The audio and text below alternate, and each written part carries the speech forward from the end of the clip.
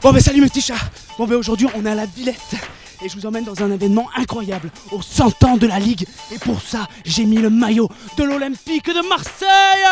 Et oui, et l'Olympique de Marseille, parce que j'ai un truc à leur proposer. Allez venez, suivez-moi, ils peuvent pas louper ça, venez.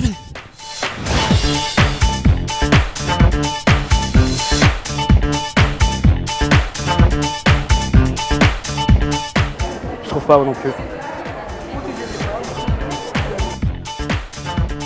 Bonjour, ah bah ça y est, j'ai trouvé enfin. Hein, c'est bien là le stand de l'OM, on est bien au 100 ans de la Ligue. Vous êtes d'accord? Oui, tout à fait. Bon, super. Bon alors madame, j'ai un truc à vous proposer. Il faudrait que vous m'appeliez le président, parce qu'en fait j'ai des pilules pour se doper, indétectables au contrôle antidopage. Alors c'est des pilules qui augmentent les performances, mais comme je vous osais même pas imaginer. Alors si vous voulez m'appeler le président de la Ligue, ça m'intéresserait parce que... C'est une dame, la présidente de la Ligue. Mais attendez, on n'est pas la Ligue du football? Ah non, c'est pas l'OM là, hein. Ah c'est pas l'OM vous? Ah on est à la Ligue contre le cancer? Oui. Et donc on a une dame. Et c'est une dame, la présidente. Et c'est, comment elle s'appelle? Jacqueline Godet. Jacqueline Godet, rien à voir. Bon bah on va y aller quand même. Hein. Bah on va aller droit au but. D'accord. Bon bah merci madame, merci monsieur. Je vais lui proposer quand même. Oui. Merci. Ok, super. Bon bah on s'est encore gouré. Bravo.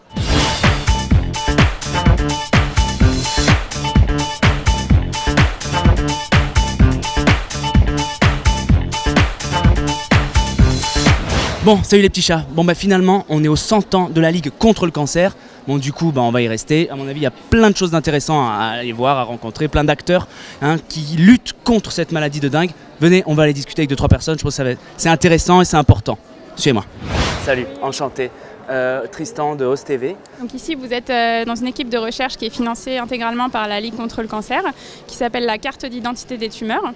Donc c'est un programme de recherche qui vise à mieux comprendre, mieux catégoriser les différents types de tumeurs dans chaque organe. Et on le soigne encore tous les jours avec de la chimiothérapie ou de la radiothérapie? Oui, il n'y a pas d'autre chose, il n'y a pas un médicament, et top, c'est fini.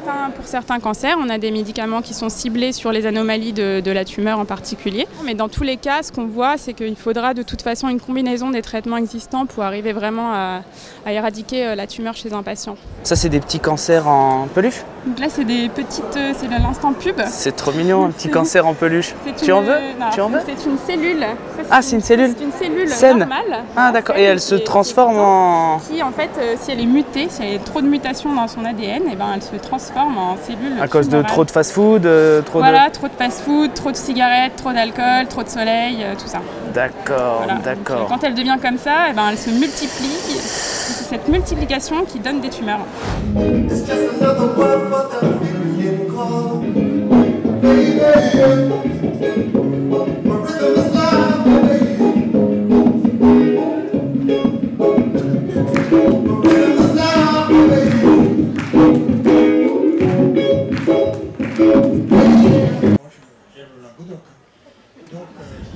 Comme des molécules qui perturbent les systèmes de neurotransmission des insectes. C'est pas vraiment la même ambiance que là-haut. On a également mais c'est ça aussi, les 100 ans de la Ligue. 2-3 questions intéressantes. Vous avez bien déjeuné à midi? Oui. Ok, c'est bon, merci. Est-ce qu'aujourd'hui, il y a plus de risques à fumer des cigarettes de nos jours qu'à l'époque? Est-ce que les cigarettes sont plus dangereuses?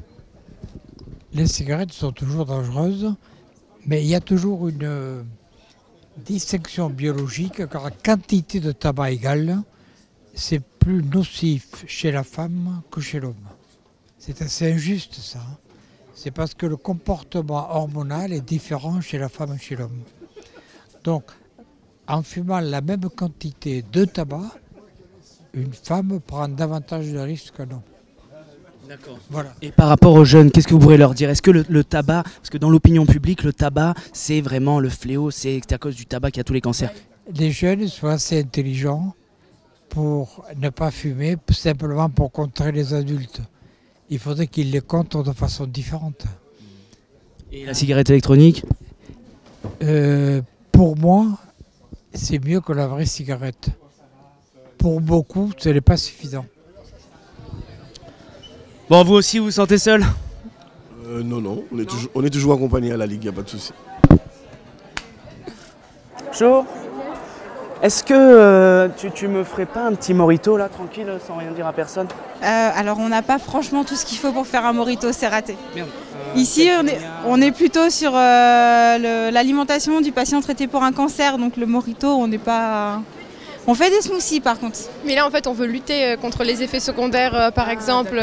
Lutter contre les effets secondaires de la chimiothérapie? De la chimiothérapie, la bouche sèche, l'indigestion, certains troubles. Et en fait grâce à certaines épices on va pouvoir essayer de pallier à ça. C'est bon? Ouais, c'est bon. Bon allez, c'est parti, je prends les rênes un peu. On va passer aux choses un peu sérieuses. Morito, régilé.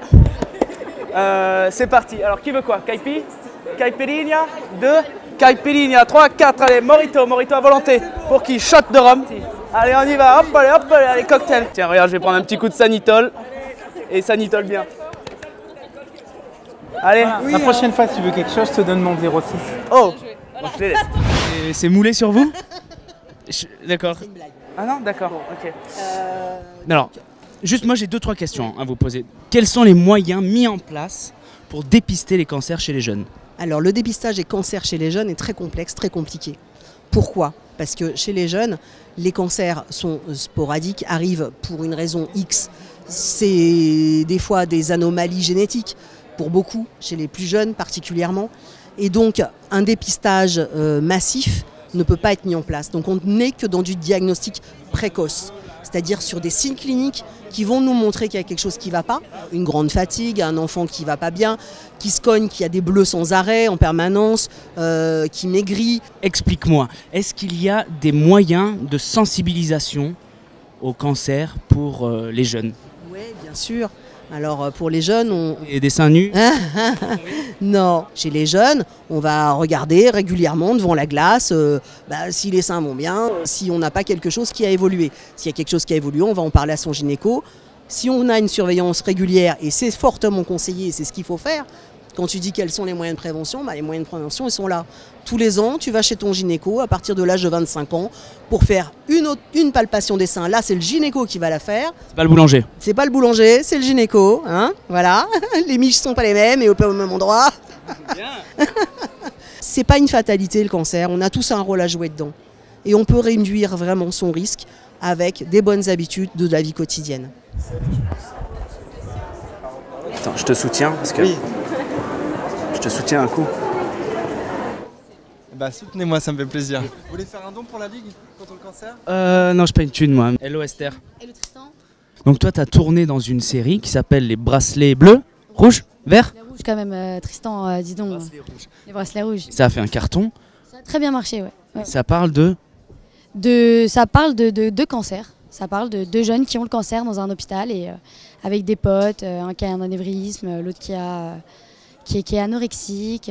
D'accord, sympa le pitch. Et donc du coup, tu as un mot à dire là aux jeunes qui peuvent éventuellement soit être touchés par cette maladie ou comment les sensibiliser à cette maladie, si tu as un mot à leur dire? Moi franchement, le seul mot que j'ai à dire, c'est faut se battre, il faut avoir du courage et il faut vivre sa vie, quoi. Vivre. On a néanmoins la possibilité, malheureusement, d'être exposé à des polluants organiques persistants, comme les PCB. C'est plutôt des molécules anthropiques qui étaient produites à une certaine époque, mais on en trouve toujours dans nos sols. Alors nous, on est une chaîne notamment, donc on parle aux jeunes. Oui. Et on a une question en tête, parce qu'on sait que la cigarette peut donner des cancers. Oui. Est-ce qu'il y a d'autres facteurs qui peuvent donner donc ce cancer? Je sais pas moi. Ah bah, il y a tout un tas d'agents chimiques qui sont responsables de cancer. On sait par exemple qu'il y a des pesticides qui peuvent donner le cancer de la prostate. On sait qu'il y a des pesticides qui peuvent être responsables de la formation de cancer du sein. Et manger au fast-food tous les jours, ça pose aucun problème, ça par contre? Manger au fast-food tous les jours, c'est pas très bon nutritionnellement parce que on est sur une alimentation qui est riche en sucre et riche en gras et qui en plus potentiellement peut être très contaminée avec des polluants organiques persistants qui sont des amateurs de gras.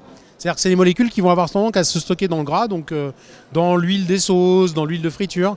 Et du coup, on peut être beaucoup plus facilement exposé lorsqu'on mange trop de fast-food à ce genre de molécules. Mon rôle dans la Ligue, c'est que je voulais les remercier parce que évidemment la Ligue finance nos travaux en toxicologie.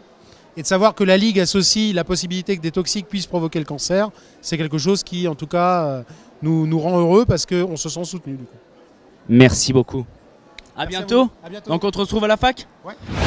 Alors pour en revenir à la Ligue, je ne saurais trop vous remercier du service que vous rendez au quotidien aux personnes malades. Vous avez très vite compris que la lutte contre les cancers était un enjeu collectif et que vous deviez vous liguer contre ce fléau. Et en 2 mots, est-ce que vous avez quelque chose à dire aux jeunes là, Ah oui. en 2 mots. D'abord, c'est une maladie qui va continuer malheureusement à toucher nos familles pendant encore quelques années. Nous n'avons pas encore trouvé de traitement miracle. Il faut continuer à s'engager.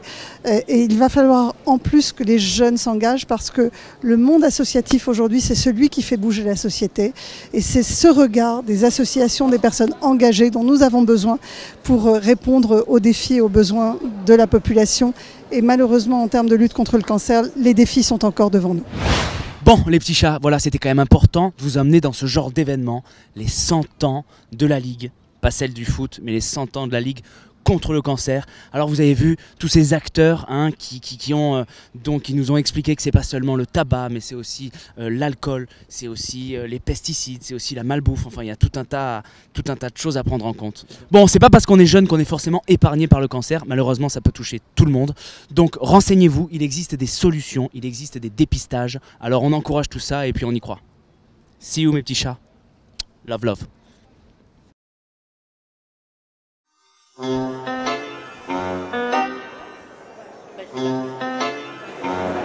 Vous êtes fait refouler de la salle de repos, vous aussi?